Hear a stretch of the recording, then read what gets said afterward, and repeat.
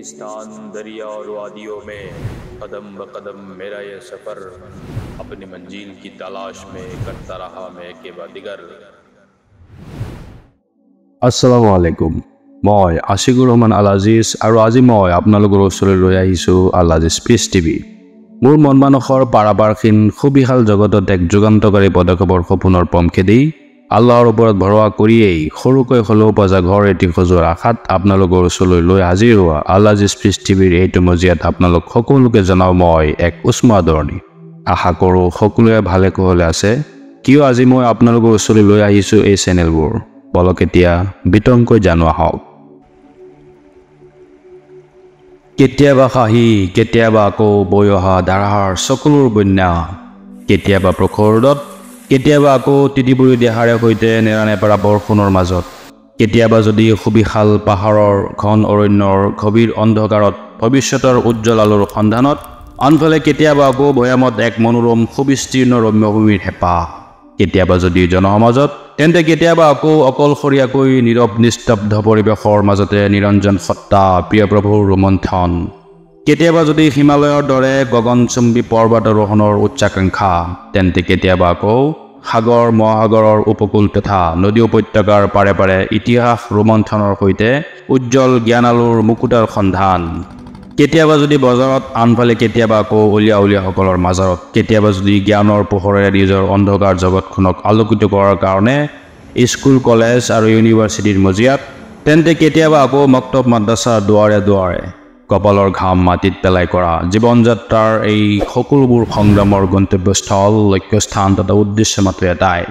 আল্লাহৰ দিনৰ গোটেই বিশ্বজুৰি প্ৰচাৰ তথা পৃথিৱী পৃষ্ঠৰ প্ৰতিটো চুকৰ প্ৰতিজন লোকৰ কাণে কাণে তাৰ অমৃত বাণীবোৰ পৌঁছাই দিয়ে। আৰু যাৰ বাবে স্কুল কলেজীয়া মাদ্ৰাছাৰ স্কুল কলেজীয়া শিক্ষাৰ সময়ত মোৰ বাবে অতিকৈ জৰুৰী হৈ পৰিছিল বিভিন্ন ভাষাভাষী লোকৰ সৈতে মনৰ ভাৱ আদান প্ৰদান কৰাৰ নিমিত্তে সেই সকলোবোৰ ভাষাৰ মাজত পাৰদৰ্শিতা অৰ্জন কৰা। আৰু সেই হেতুকেই গোটেই অসমৰ ডায়ালেক্ট লেংগুৱেজবোৰৰ লগতে Asomiya Bangali Hindi Urdu Arabic international language ইংৰাজীৰ ওপৰত চলিছিল মোৰ সুদীৰ্ঘ সপোনৰ সৈতে এক দীঘলীয়া সংগ্ৰাম।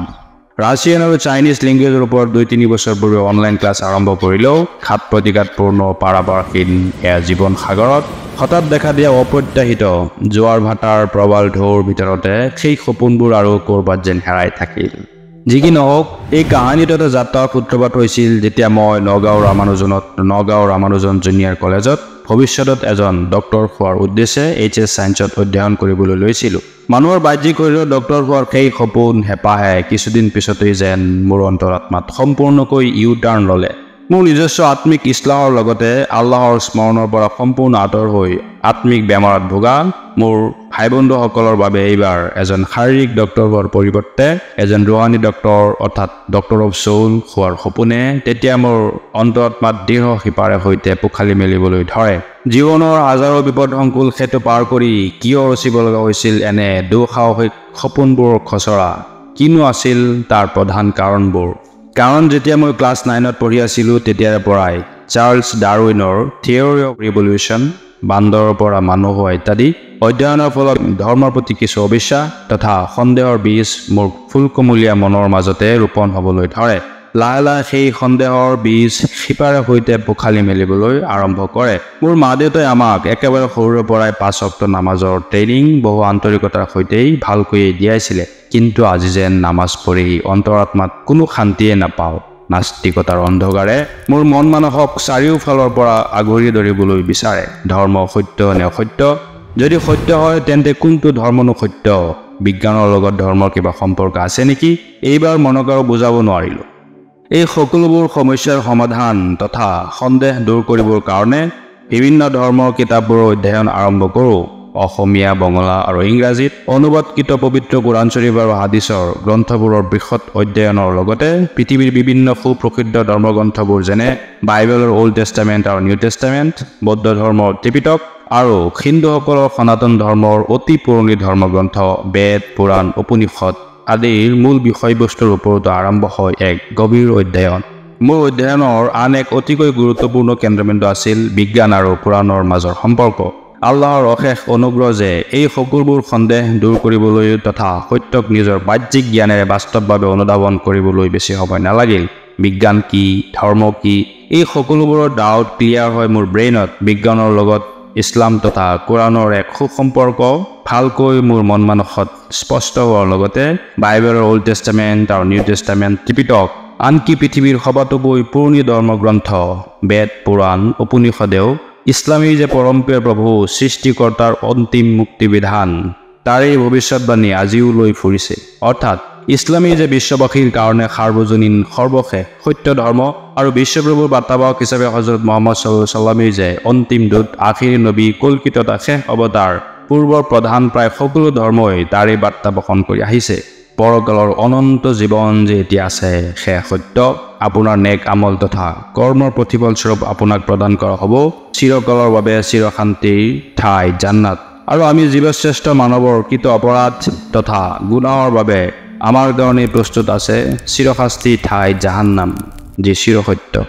এইবাৰ সম্পূৰ্ণ শান্ত মোৰ মন মানস ইছলামৰ চিৰসত্য অমৃত বাণীবোৰ বিশ্বৰ প্ৰতিটো চুকে কোণে প্ৰচাৰ তথা প্ৰসাৰ কৰাৰ সপোনৰ স্পিৰিটবোৰে মোৰ আন্তৰাজ্যত লুকাভাকু খেলিবলৈ ধৰে অন্তৰাত্মাৰ পৰা সম্পূৰ্ণ ধূলিসাৎ হ'ল বাহ্যিক শৰীৰৰ ডক্টৰ হোৱাৰ সপোন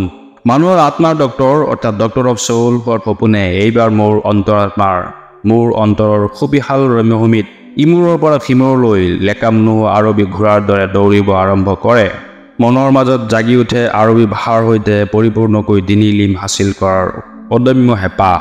ইফালে অন্যান্য ভাষাবোৰ তথা লিটাৰেচাৰৰ ফিল্ডতো পাৰদৰ্শিতা অৰ্জন কৰাৰ হাবিয়া আৰু তাৰ প্ৰতি লক্ষ্য ৰাখিয়েই এৰি দিছিলোঁ ছায়েন্স আৰু নগাঁৱৰ ৰামানুজনতেই পঢ়িবলৈ লৈছিলোঁ আৰ্টছত অজানা এক সুদীৰ্ঘ লক্ষ্যস্থানৰ সন্ধানত কেৱল প্ৰিয় প্ৰভুৰ ওপৰতে ভৰসা কৰিয়েই জীৱনৰ এক নতুন দুঃসাহসিক অভিযানৰ কাৰণে এক সীমাহীন সাগৰত নিজৰ ভঙা নাওখনকে লৈয়ে যেন অকলশৰীয়াকৈ এক বিপদসংকুল যাত্ৰাৰ বাবে দৃঢ় সংকল্পৰ সৈতে সাজু হৈছিলোঁ মই প্ৰভুৰ বাহিৰে কাকো দেখা পোৱা নাছিলোঁ ওচৰে পাজৰে বৰঞ্চ ডক্টৰী লাইন এৰি মাদ্ৰাছালৈ ঢাপলি মেলাৰ বাবে শতজনৰ পৰা শুনিবলৈ পাইছিলোঁ অতিকৈ মনোকষ্টদায়ক শত সহস্ৰ কটুবাক্য অকলে নীৰৱে টুকিছিলোঁ চকুলো বিশেষকৈ শেষ ৰাতি তাহাজ্জুদৰ নামাজত নগাঁৱৰ ভূঞাপট্টি মছজিদৰ ভিতৰত নিৰ্জনত নিৰঞ্জন প্ৰভুৰ ওচৰত যি কি নহওক এইবাৰ নগাঁৱৰ ৰামানুজনৰ পৰা হায়াৰ ছেকেণ্ডেৰী কলা শাখাৰ পৰা পাছ কৰি দিনী ইলম হাচিল কৰাৰ উদ্দেশ্যে মৰিগাঁও জিলাৰ বুঢ়াবুঢ়ী আহমদীয়া মাদ্ৰাছালৈ ৰাওনা হৈ যাওঁ